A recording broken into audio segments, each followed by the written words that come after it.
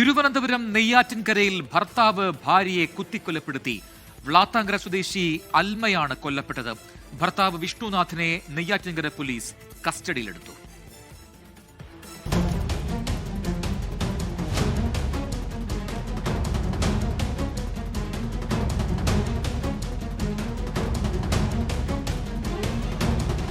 ഇന്ന് രാവിലെ 10 മണിയോടെ നെയ്യാറ്റിൻകര വ്ളാത്താങ്കരയിലാണ് ക്രൂര കൊലപാതകം നടന്നത്. 32-കാരി അൽമയും ഭർത്താവ് വിഷ്ണുനാഥുമായിരുന്നു വീട്ടിലുണ്ടായിരുന്നത്. രാവിലെ വീട്ടിൽ തർക്കമുണ്ടായെന്ന് അയൽവാസികൾ മൊഴി നൽകിയിട്ടുണ്ട്.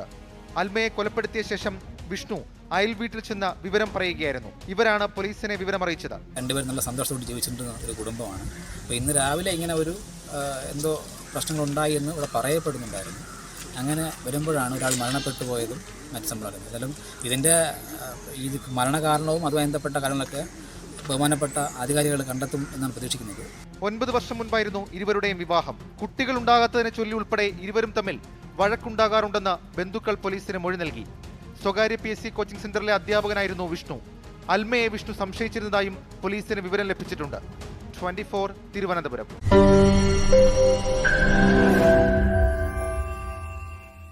ലോകത്തെവിടെയായാലും ഏത് സമയത്തും 24 വാർത്തകളും ഓഗ്മെന്റഡ് റിയാലിറ്റി പാക്കേജുകളും എക്സ്പ്ലെയിനറുകളും വിശദമായി കാണാൻ ഞങ്ങളുടെ യൂട്യൂബ് ചാനൽ നിങ്ങൾക്ക് സബ്സ്ക്രൈബ് ചെയ്യാം.